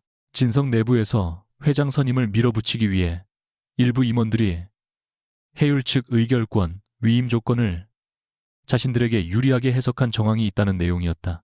불법이라고 단정할 수준은 아니었지만 경영 투명성을 재검토할 충분한 이유가 있었다. 서아는 마지막 페이지까지 읽은 뒤 말했다. 다음 주 회장 선임 안건 예정대로 열게요. 투자 전략 실장이 놀라 고개를 들었다. 보류하는 편이 안전하지 않겠습니까? 서아는 고개를 저었다. 아니요. 강태준이 회장이 될 자격이 있다고 생각한다면 해율의 보호 없이도 증명하게 해야죠. 그럼 의결권은 어떻게 하시겠습니까? 서아는 창밖을 바라봤다. 전날 태준의 마지막 표정이 떠올랐다. 충격도 아니고 후회도 아니었다. 자신이 가진 것이 생각보다 적을지도 모른다는 공포. 서아는 조용히 대답했다. 제가 직접 행사하겠습니다. 그 순간 비서가 또 다른 봉투를 책상 위에 놓았다. 발신인은 성림그룹이었다. 공동투자 검토 관련 공식 자료였다. 서아는 잠시 손을 멈췄다가 봉투를 열었다. 첫 장에는 차민혁의 서명이 있었다. 민혁은 약속대로 개인적인 연락을 하지 않았다. 대신 업무 자료만 완벽하게 보내왔다. 그 사실이 묘하게 가슴 한쪽을 서늘하게 만들었다. 서아는 서명을 오래 바라보다 파일을 덮었다. 이제 감정 때문에 멈출 수 있는 단계는 지났다. 강태준과도 차민혁과도 그리고 3년 전의 자신과도 결국 정면으로 마주해야 했다. 같은 시각 진성본사 비서실장이 태준의 집무실 문을 두드렸다. 대표님, 다음 주 이사회 참석 명단이 확정됐습니다. 태준은 고개를 들었다. 해율 쪽은 비서실장은 잠시 머뭇거리다가 태블릿을 내밀었다. 이번에는 위임장이 아니라 최대 주주 대표가 직접 의결권을 행사한다고 합니다. 태준의 손이 멈췄다. 화면에는 이름 대신 직함만 적혀 있었다. 해율그룹 총수 일가 대표. 태준의 얼굴이 서서히 굳었다. 서아가 해율에서 일한다는 사실만으로도 충분히 충격적이었다. 그러나 총수 일가라는 단어는 전혀 다른 의미였다.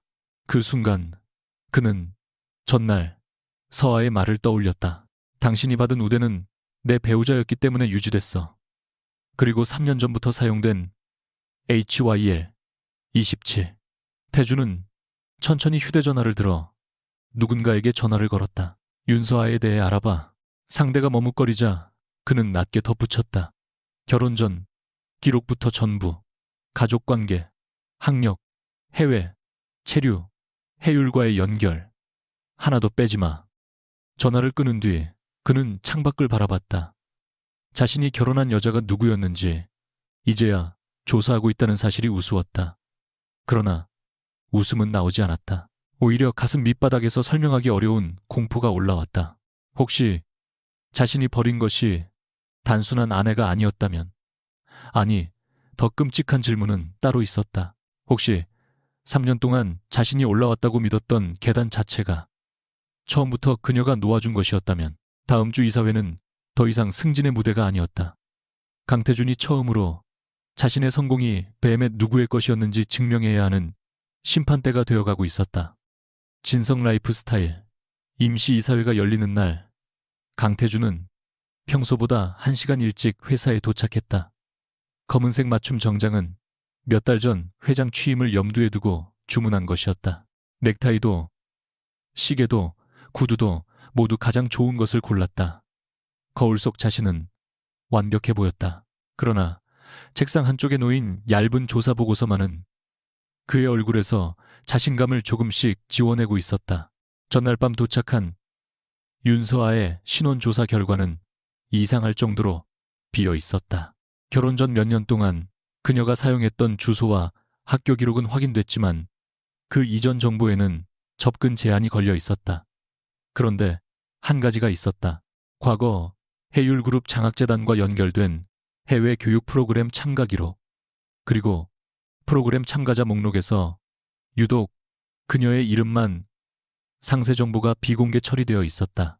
태주는 그것을 몇 번이고 읽었다. 단순한 직원이나 친척이라면 이렇게까지 기록을 감출 이유가 없었다.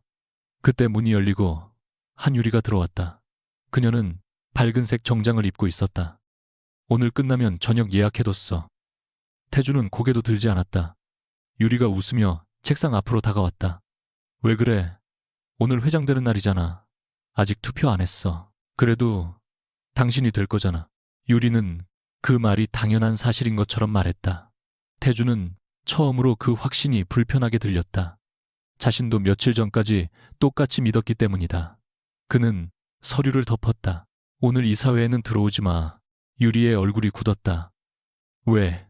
공식적인 자리가 아니야. 아직 유리는 그 한마디를 놓치지 않았다. 태주는 설명하지 않았다. 자신이 회장 자리를 잃을 수도 있다는 가능성을 입 밖에 내는 순간 그것이 현실이 될 것 같았다.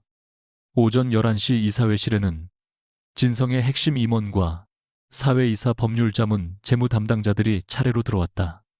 태주는 예정된 자리 맨 앞쪽에 앉았다. 그의 오른쪽에는 빈 의자가 하나 있었다. 해율 측 대표를 위해 비워둔 자리였다. 회의 시작까지 5분이 남았을 때 비서실장이 다가와 낮게 말했다. 대표님, 해율 측 차량이 도착했습니다. 태주는 손끝으로 넥타이를 한 번 정리했다. 그는 차민혁이 함께 올 가능성을 생각했다. 어쩌면 윤서아도 실무진으로 따라올 수 있었다. 하지만 자신은 흔들리지 않을 생각이었다. 서아가 해율에서 어떤 역할을 하든 오늘의 문제는 진성의 경영권이었다. 그때 회의실 문이 열렸다. 먼저 해율 투자전략실장과 법무총괄이 들어왔다. 이어 성림그룹 차민혁이 모습을 드러냈다. 몇몇 이사들이 자리에서 일어났다. 태준도 마지못해 일어났다. 그러나 민혁은 주빈 자리에 앉지 않았다. 그는 회의실 뒤쪽에 참관석으로 걸어가 조용히 앉았다. 태준의 눈썹이 움직였다. 그리고 마지막으로 한 사람이 들어왔다. 윤서아였다. 짙은 회색 정장, 아무 장식 없는 검은 구두머리는 단정히 묶여 있었다. 그녀가 들어오는 순간 해율 임원들이 동시에 자리에서 일어났다. 투자전략실장이 먼저 고개를 숙였다. 윤서아 이사님, 준비 완료했습니다. 이어 법무총괄이 같은 자세로 인사했다. 태주는 의자 등받이를 잡은 손에 힘을 줬다. 서아는 그를 보지 않은 채 해율 측 대표석으로 걸어왔다. 그리고 모두가 앉기를 기다린 후 조용히 말했다. 시작하시죠. 회의 초반은 예상보다 평범했다. 진성의 실적 보고, 다음 회계연도 투자계획, 신규 브랜드, 손익 전망이 차례로 공유됐다. 태주는 일부러 서아를 보지 않았다. 그는 준비해온 숫자를 자신 있게 설명했고 질문에도 막힘없이 답했다. 몇몇 이사들은 고개를 끄덕였다. 태주는 조금씩 안정감을 되찾았다. 자신이 여기까지 올라온 이유는 분명 능력 때문이라고 스스로에게 되뇌었다. 그러나 회장 선임 안건으로 넘어가자 분위기가 달라졌다. 사회이사 한 명이 먼저 말했다. 강 대표가 지난 몇 년간 진성을 성장시킨 공은 분명합니다. 다만 최근 최대 주주 측에서 보증구조와 자금 운영에 대한 재검토를 요청한 만큼 선임 전에 해당 사안을 명확히 하는 게 맞다고 봅니다. 태준이 바로 대답했다. 그 부분은 해율 측의 내부 기준 변경과 이혼으로 인한 일부 계약 조정이 겹친 것으로 알고 있습니다. 회사 경영 성과와는 별개의 문제입니다. 몇몇 이사들의 눈이 서아에게 향했다. 서아는 손에 쥔 펜을 내려놓았다. 일부는 맞습니다. 태준의 눈빛이 날카로워졌다. 일부 배우자 연계 우대와 지원 프로그램이 종료된 것은 개인 자격 변경 때문입니다. 하지만 그게 전부는 아닙니다. 서아는 화면을 전환했다. 지난 3년간 진성이 받은 보증 조건과 실제 경영 실적을 분리한 자료가 나타났다. 이 수치를 보면 진성의 외형 성장 상당 부분이 낮은 조달 비용과 장기 보증 구조에 의존했습니다. 그 혜택이 없었다면 같은 속도의 확장은 어려웠을 겁니다. 태준이 입술을 굳혔다. 하지만 성장은 실제였습니다. 맞아요. 서아가 바로 인정했다. 그래서 오늘 제가 여기 있는 겁니다. 당신이 아무 능력도 없었다면 검토할 이유조차 없었겠죠. 태준은 그 말이 칭찬인지 모욕인지 판단할 수 없었다. 서아는 이어서 몇 가지 항목을 짚었다. 진성의 브랜드 재편과 유통구조 개선은 태준의 성과였다. 반면 확장 속도와 재무 구조는 지나치게 공격적이었고 최고 경영자 개인의 판단에 의존하는 비율이 높았다. 무엇보다 해율의 안정적 지원이 계속될 것이라는 전제 아래 장기 계획을 세운 점이 문제였다. 서아는 그의 모든 성과를 지워버리지 않았다. 오히려 잘한 부분과 잘못한 부분을 분리했다.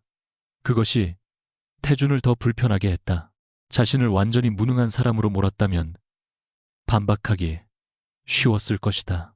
그러나 그녀는 너무 정확했다. 태준이 결국 말했다. 그래서 결론이 뭡니까? 서아는 자료를 덮었다. 해율은 오늘 강태준 대표의 회장 선임 안건을 막지 않겠습니다. 회의실에 낮은 웅성거림이 퍼졌다.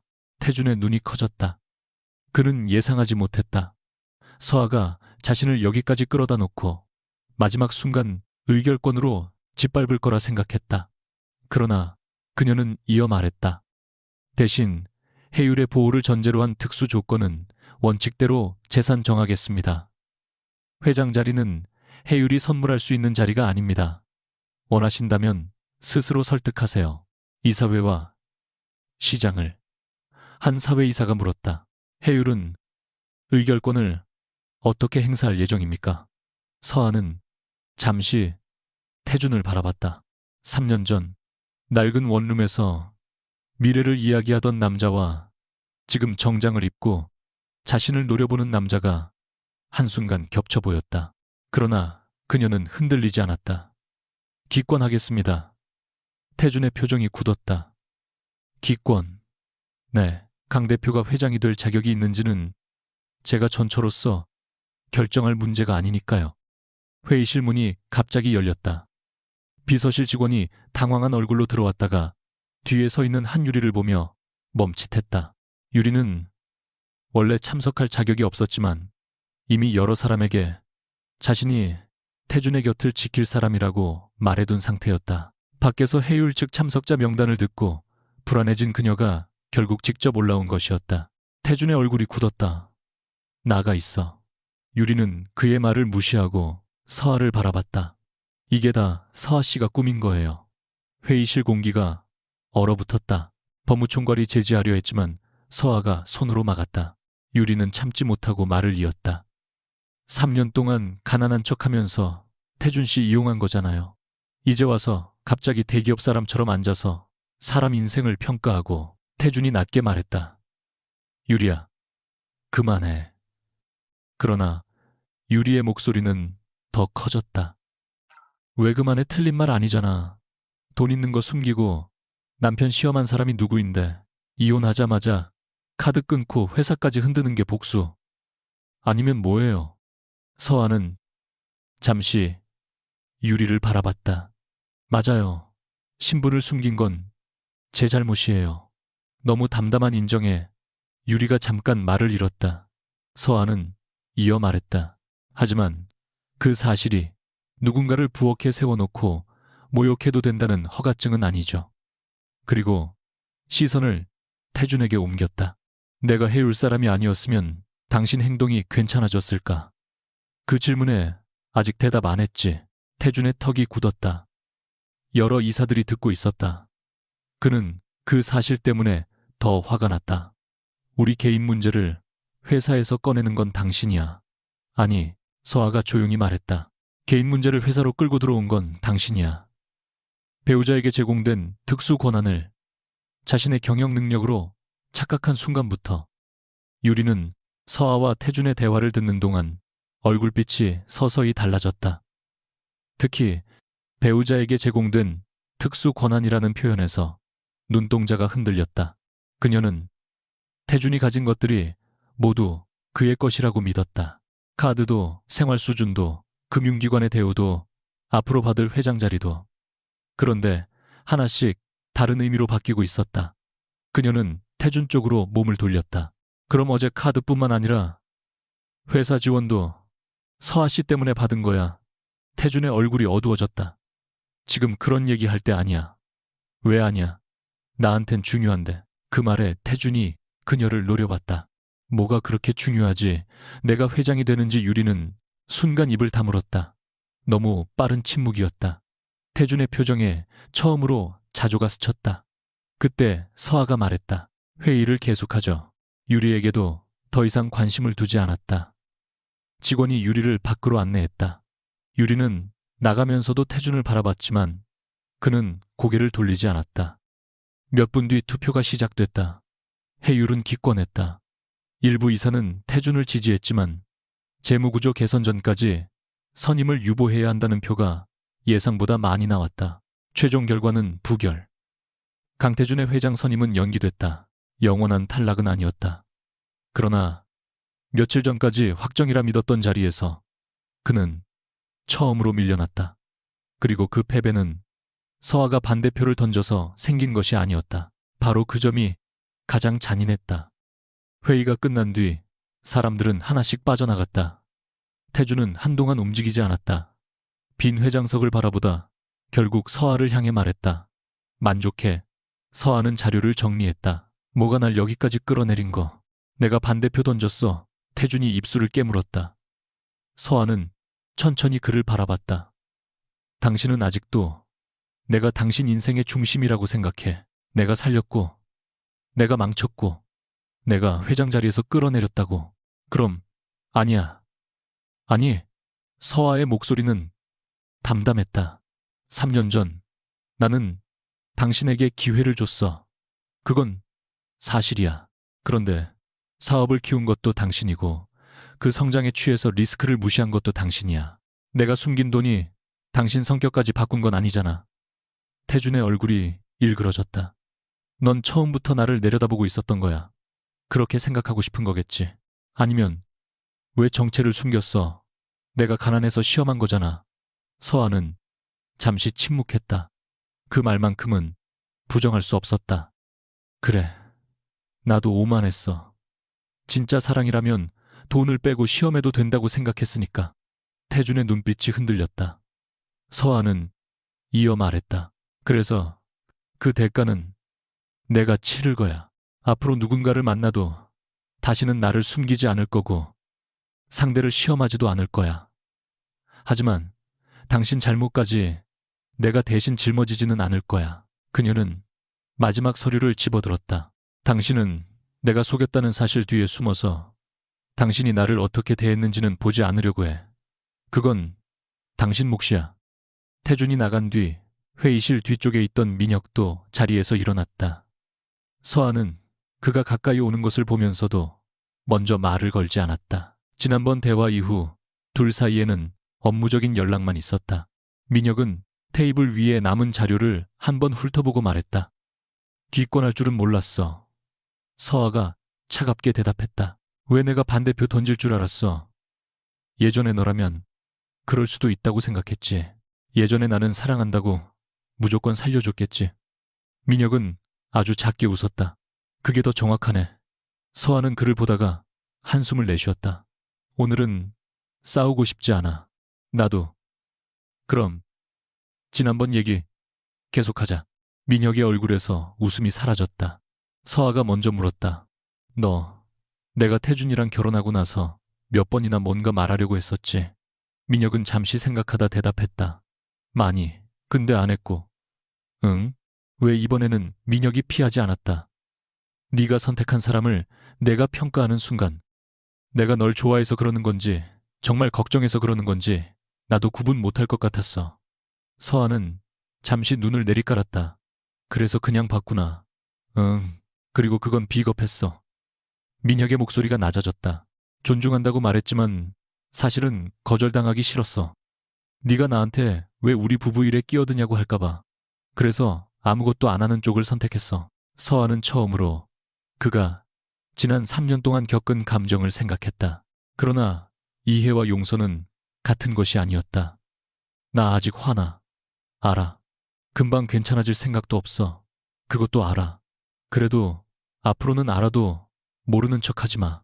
민혁의 눈빛이 아주 천천히 부드러워졌다. 약속할게. 그날 저녁 태주는 한유리에게서 수십 통의 메시지를 받았다.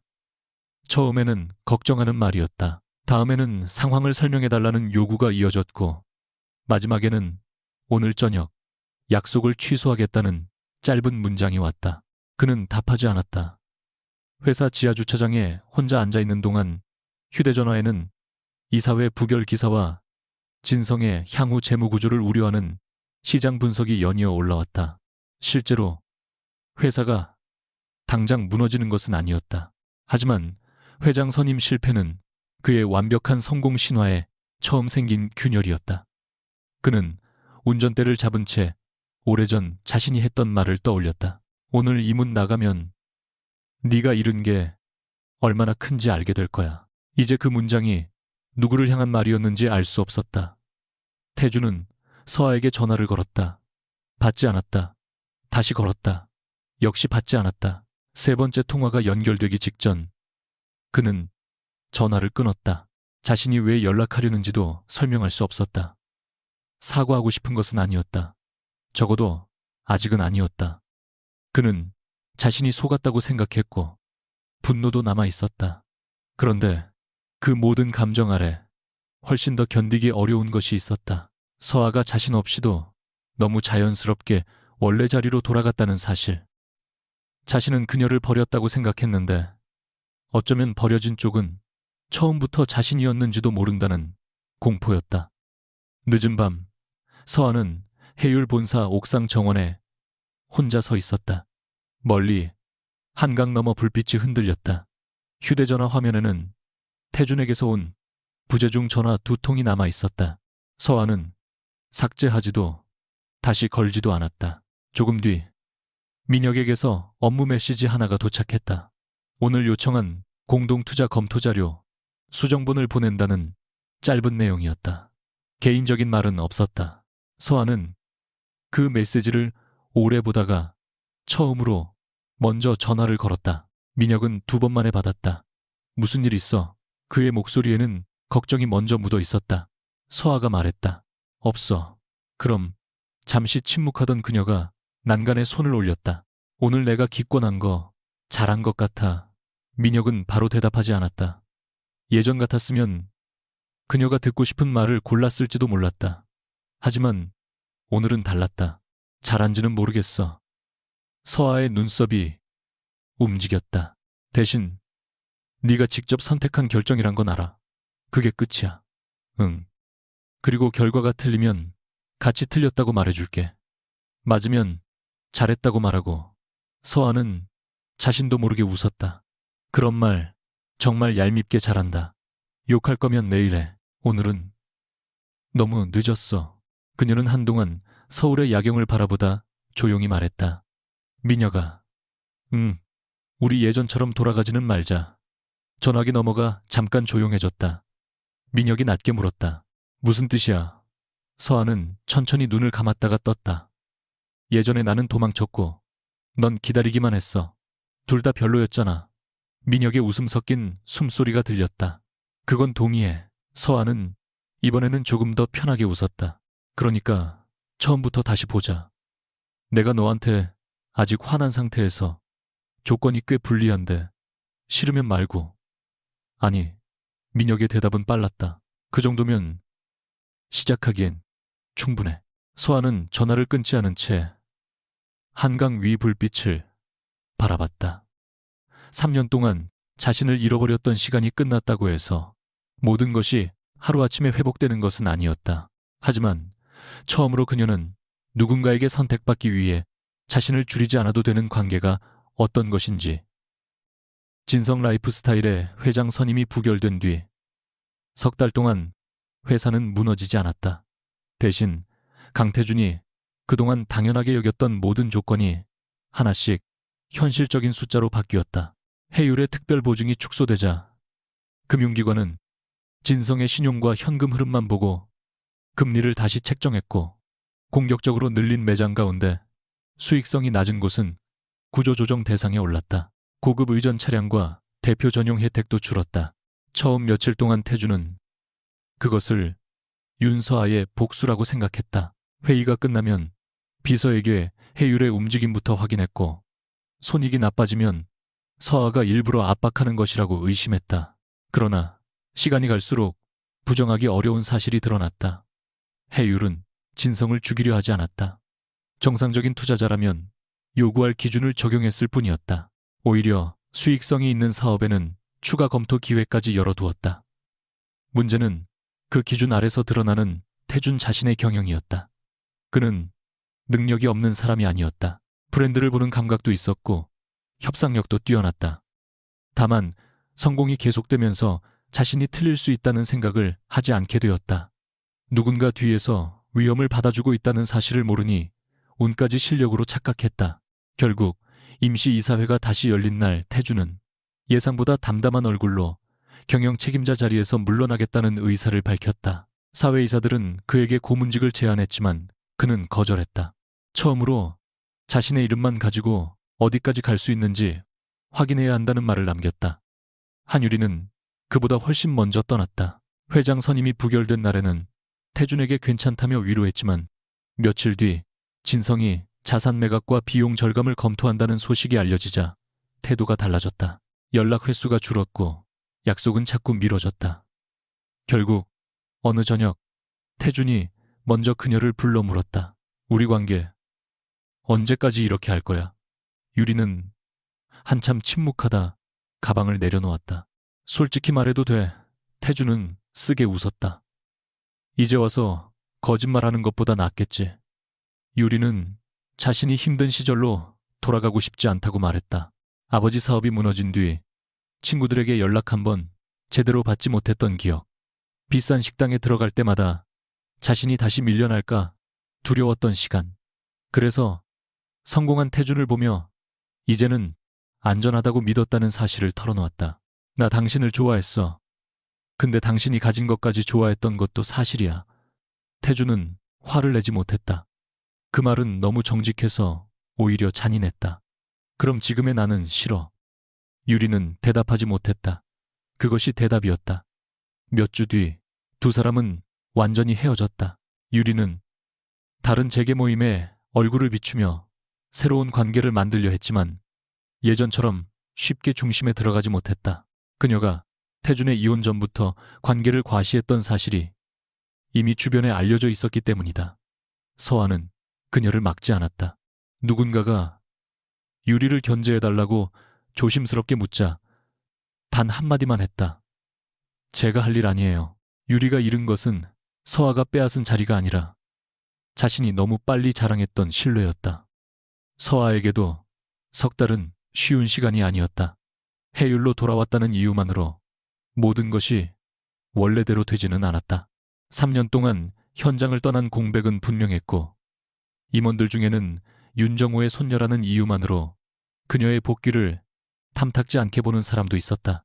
서아는 그 시선을 피하지 않았다. 오히려 진성 투자 재구조화를 자신의 첫 공식 과제로 맡겠다고 했다.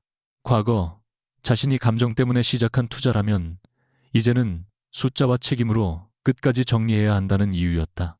그녀는 수익성이 없는 사업은 정리하게 했지만 진성을 해율의 계열사처럼 통제하지 않았다. 대신 기존 경영진에게 독립적인 의사결정 구조를 만들도록 요구했고 금융 지원도 성과와 위험 수준에 따라 새로 설계했다. 몇몇 임원은 왜 강태준이 만든 회사를 이렇게까지 살려주느냐고 물었다. 서아는 매번 같은 대답을 했다. 회사는 강태준 한 사람이 아니니까요. 수천 명의 직원에게 전 남편의 잘못을 책임지게 하는 것은 복수가 아니라 무책임이었다. 그 판단이 시장에서 좋은 평가를 받으면서 서아의 이름도 조금씩 달라지기 시작했다.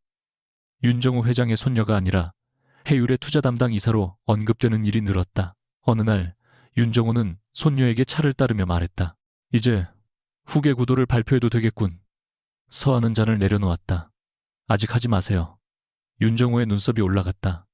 왜지? 이번에는 이름부터 받기 싫어요. 제가 맡은 일의 결과를 먼저 보여드릴게요. 노인은 잠시 손녀를 바라보다 처음으로 만족스러운 웃음을 보였다. 3년 전보다 훨씬 까다로운 사람이 됐구나. 서아도 웃었다.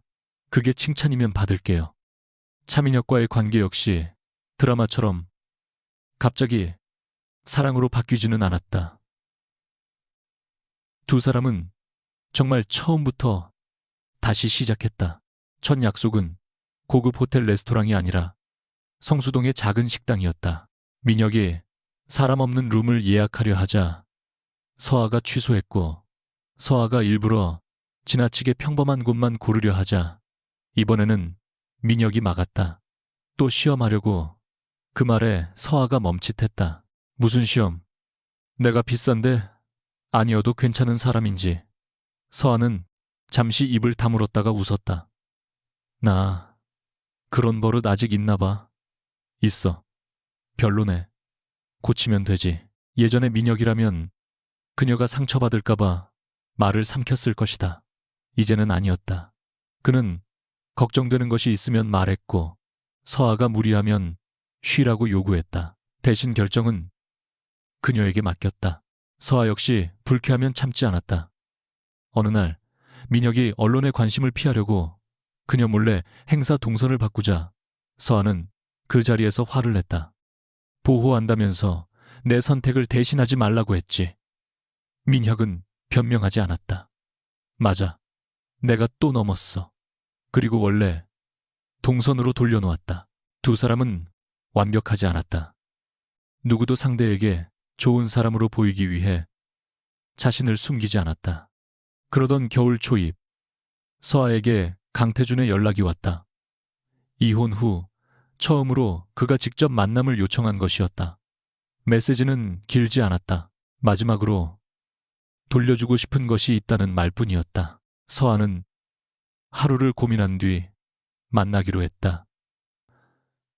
장소는 두 사람이 결혼 전 자주 갔던 작은 카페였다. 예전에는 낡고 좁았지만 지금은 주변이 개발되어 외관이 많이 달라져 있었다. 태주는 먼저 와 있었다. 예전처럼 값비싼 정장을 입고 있었지만 표정은 한층 지쳐 보였다. 그는 서아가 앉자 한동안 커피잔만 바라봤다. 먼저 입을 연 것은 서아였다. 돌려줄 게 뭐야? 태주는 씁쓸하게 웃었다. 사실 없었어. 서아의 눈썹이 움직였다. 그럼 왜 불렀어? 만날 이유가 필요했어. 예전의 서아라면 그 말에 마음이 흔들렸을지도 몰랐다. 그러나 지금은 조용히 기다렸다. 태주는 그녀의 손목을 바라보다 물었다. 그 시계 아직 가지고 있네. 서아의 손목에는 오래된 은색 시계가 있었다. 화려한 정장과 어울리지 않는 낡은 물건이었다. 왜 그것만 가져갔어? 서아는 시계를 한번 내려다봤다. 그 집에서 당신이 정말 당신 돈으로 나한테 주려고 산 건 이것뿐이었으니까. 태준의 얼굴에서 웃음이 사라졌다. 그 말이 카드가 끊겼을 때보다 더 깊숙이 박히는 듯 했다. 그는 고개를 숙였다. 그때는 정말 너한테 좋은 사람이 되고 싶었어. 서아는 부정하지 않았다. 태주는 오래 침묵하다 처음으로 변명 없이 자신의 이야기를 꺼냈다. 아버지가 사업에 실패한 뒤 채권자들이 집으로 찾아오던 날들, 어머니가 친척 앞에서 고개를 숙이던 모습, 대학 동기들이 술자리에서 은근히 자신의 형편을 비웃던 순간들을 이야기했다. 그는 평생 다시는 무시당하지 않겠다고 결심했다. 그래서 처음 성공했을 때는 기뻤다. 더 큰 집을 사고 더 비싼 차를 타고 유명한 사람들이 자신에게 먼저 연락하는 것이 좋았다. 그런데 서아는 그 모든 것이 없어도 자신을 알고 있었다. 네가 옆에 있으면 자꾸 예전의 내가 생각났어. 돈 없고 겁 많고 밤마다 망할까봐 벌벌 떨던 나. 태주는 쓴 웃음을 지었다. 그래서 어느 순간 네가 고마운 사람이 아니라 내 약점을 아는 사람처럼 느껴졌어.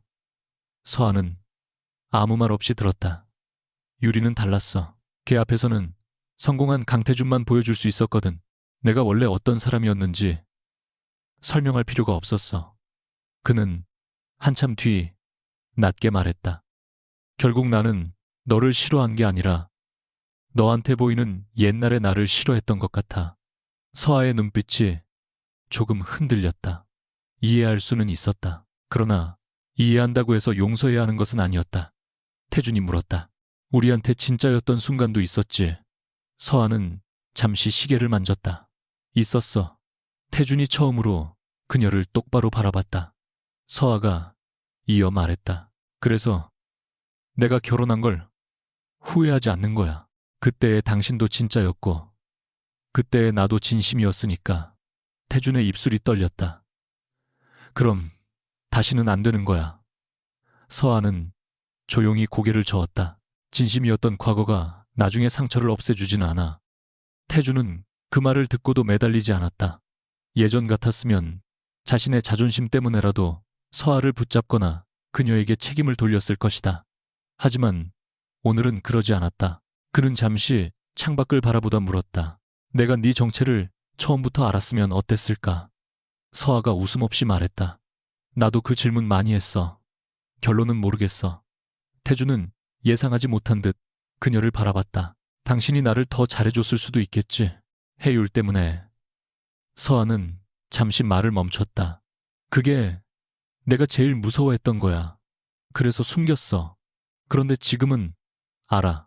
누군가의 진심을 확인하려고 내 일부를 없애는 순간 이미 관계는 틀어지기 시작한 거였어. 태주는 고개를 숙였다. 그럼 우리 둘 다 잘못했네. 하지만 같은 잘못은 아니야. 서아의 대답은 단호했다. 나는 당신에게 내 정체를 숨겼어. 그건 내가 책임질 일이야. 당신은 나를 무시했고 다른 사람을 선택했고 내가 아무것도 없다고 믿었기 때문에 함부로 대했어. 그건 당신이 책임질 일이고. 태주는 천천히 고개를 끄덕였다. 처음으로 그 둘을 섞지 않았다. 그는 자리에서 일어나며 말했다.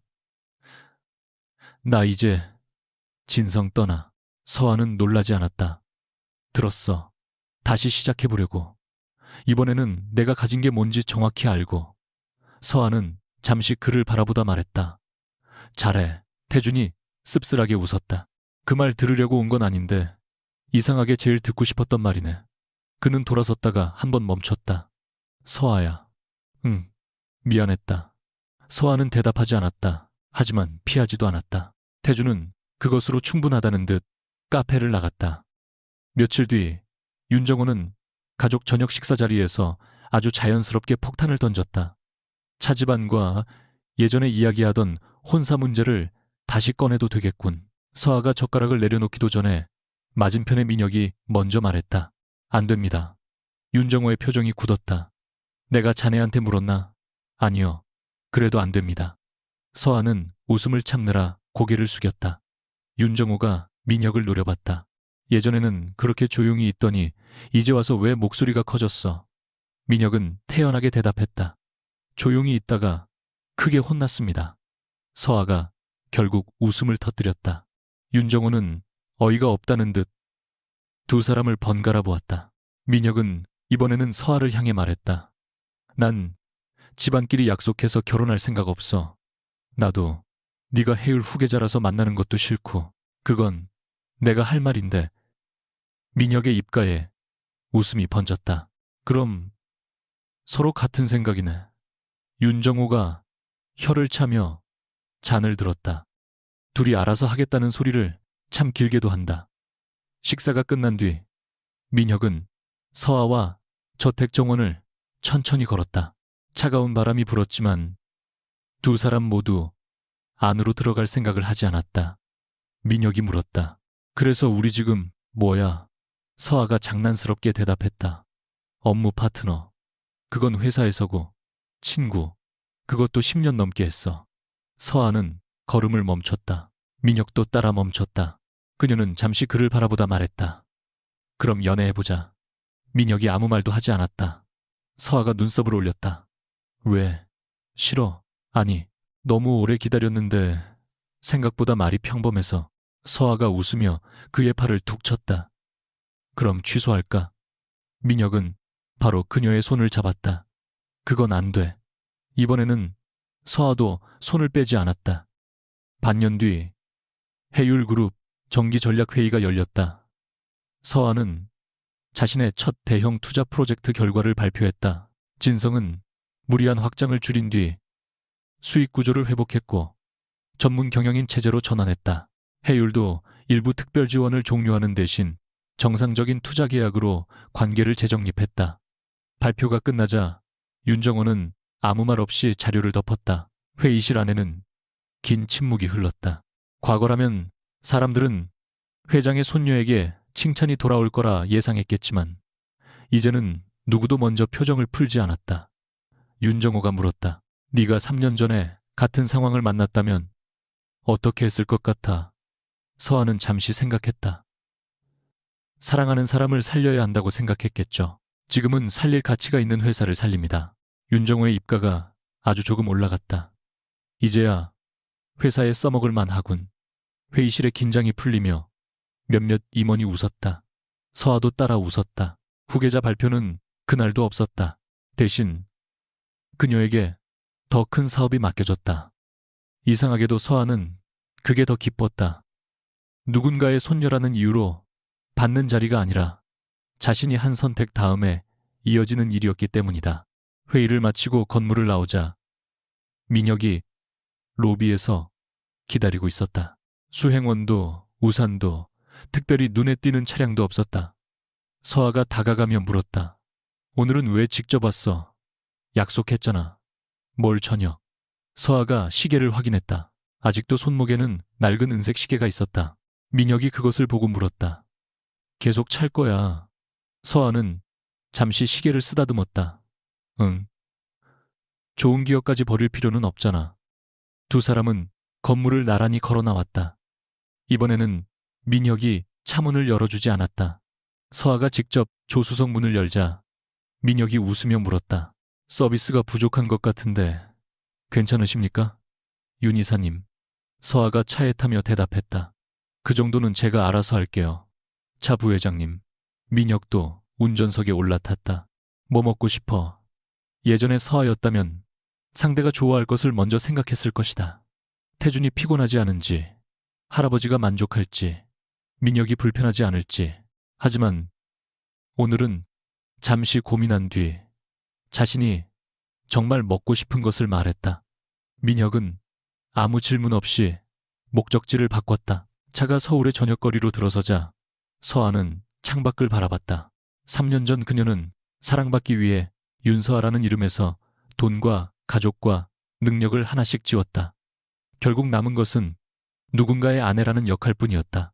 그리고 그 역할마저 끝난 날 그녀는 모든 것을 잃었다고 생각했다. 사실은 반대였다. 그날부터 그녀는 잃어버렸던 것들을 하나씩 되찾기 시작했다. 직업도, 판단도, 자존심도, 그리고 자신의 이름도. 민혁이 신호를 기다리며 물었다. 오늘 어땠어? 서아는 잠시 생각했다. 그리고 웃었다. 오늘은 그냥 윤서아로 살았어. 민혁도 웃었다. 그럼 됐네. 신호가 바뀌었다. 차는 다시 앞으로 움직였다.